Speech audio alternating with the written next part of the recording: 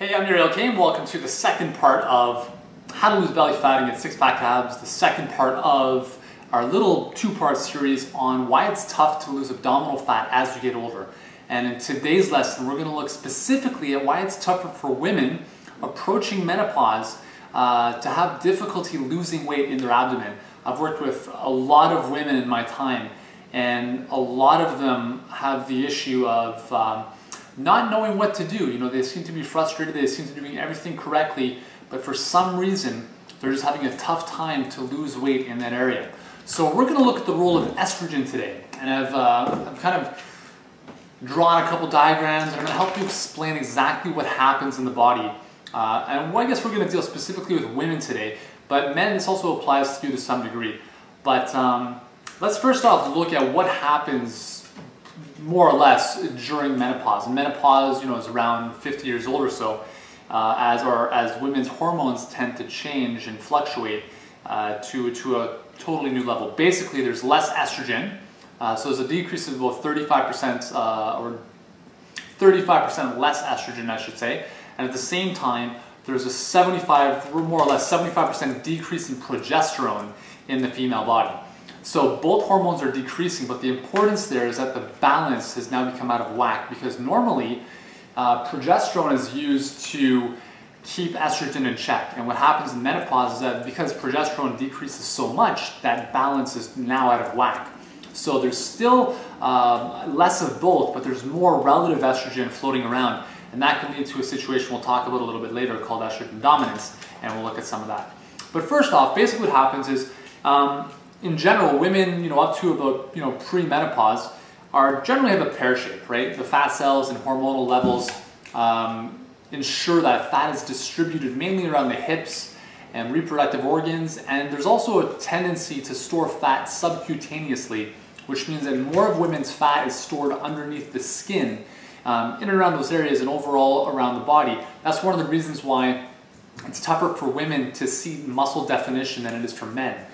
Because men have a lower subcutaneous fat level than women do. And that's because of estrogen. And we'll talk about what happens and why that happens in a second. But what happens during menopause is because we have a decrease in estrogen and a decrease in estrogen receptor sensitivity, what happens is the female body begins to become more male-like in terms of fat distribution. So more of the fat during pre and menopausal years becomes more apple-like, which means that now most of the fat, or more of the fat, is distributed around the abdomen. And that tends to mimic more of a male pattern of fat distribution, and that's also linked to type 2 diabetes, cardiovascular disease, and obesity, which is, obviously something that's a bit of a concern. So this apple shape in general is not the best thing, and that's why abdominal fat is not a great thing, because more fat around the viscera, around the digestive organs, is not obviously the healthiest thing, and it's linked to many diseases. But that's what happens because of this shift in estrogen, pretty much. So in general, women have higher subcutaneous fat, meaning fat underneath the skin, up until about menopause. They have that pear shape, storing more fat in and around the hips. At menopause, because of a decrease in estrogen, that fat distribution now changes, and more of the fat is held within the abdominal area, and there's an increase in abdominal fat, okay? So that's pretty much what happens from a fat distribution perspective during menopause. We're going to look at some specifics in a second as to why that happens. I'm just going to bring this board up a little higher here. Hopefully you can read this. Now, a lot of people tend to think that estrogen actually makes you fat, and that's kind of not right. What actually happens is estrogen is a hormone which promotes fat breakdown and decreases fat storage, which is kind of, I think it's, the complete opposite of what most people think. They think because women tend to be a little bit, relatively fatter, more body fat than men, they think that because of estrogen it makes them fat. That's not necessarily the case, because what estrogen does is, as I've shown here, basically has two functions, I guess at a hormonal level in the cells. First thing it does is it decreases lipoprotein lipase, which is LPL for short. And what that hormone does, or what that enzyme does, is it decreases, or the result of that is it decreases fat uptake into the cells. Lipoprotein lipase is an enzyme which kind of, favors fat uptake into the cell, which makes the cells fatter. Estrogen decreases that activity, so it means that less fat is able to be uptaken into those fat cells, which is obviously a good thing. The second thing estrogen does at that level is it increases the activity of another enzyme called HSL, or hormone-sensitive lipase. We've spoken about this before. And it increases the role of epinephrine at the cellular level, and both of those increase lipolysis, or fat breakdown. So it favors fat breakdown, and it disfavors or negatively affects fat uptake. So estrogen doesn't make you fat. We're going to talk about, now this is an overall perspective, right? We're going to talk about the overall effect of estrogen overall in the body, but there's going to be different mechanisms at the local cellular level, which is pretty weird. So again, from a picture, a diagram perspective, what we have here, we have large fat cells, right? So they're kind of big fat cells here. And we have normal sized fat cells just underneath. Hopefully you can see that.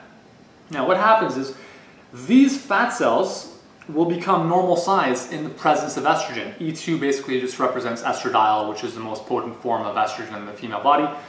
So in the presence of estrogen, these big fat cells actually shrink in size to become normal size.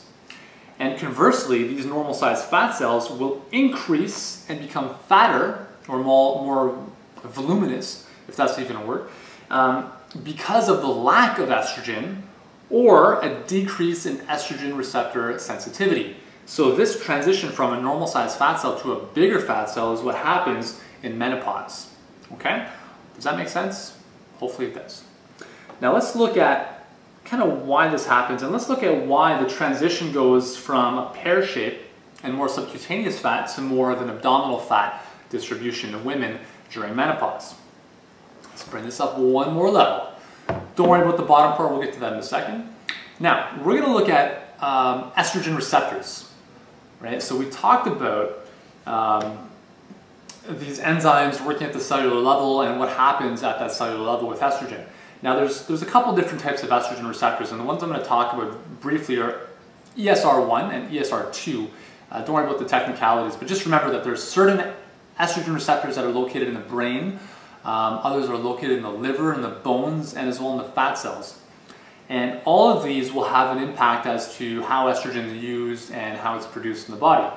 Now, for instance, there are estrogen receptors in the brain, and specifically in the hypothalamus, which control appetite and hunger. That's very important because studies have shown that this has an impact on food intake.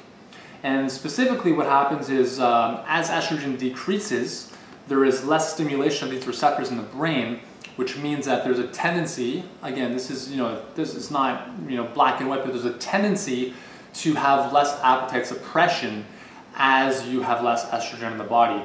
This isn't always the case, but this is, again, there's a tendency.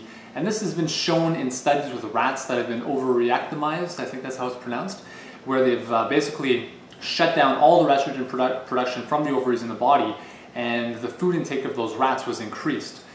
So it's just one example of what could happen because of these estrogen receptors in the brain and less estrogen stimulating them as you age and approach menopause. The second type of, there's two other types of estrogen receptors, ESR1, which are also found at the fat cells, and there's another really interesting estrogen receptor on the fat cells in the subcutaneous fat. Okay, so these ones are basically more pronounced in subcutaneous fat. And here's the big thing. This is where you really want to pay attention. And this is the big thing why distribution of fat changes during menopause. So, in the presence of estrogen, when there's lots of estrogen in the body, right? So in your, throughout your earlier years, not to say that 50 is old, but as you're younger, what happens is estrogen increases a receptor known as anti-lipolytic alpha 2A adrenergic receptor. Now I know that's ridiculous. I don't even want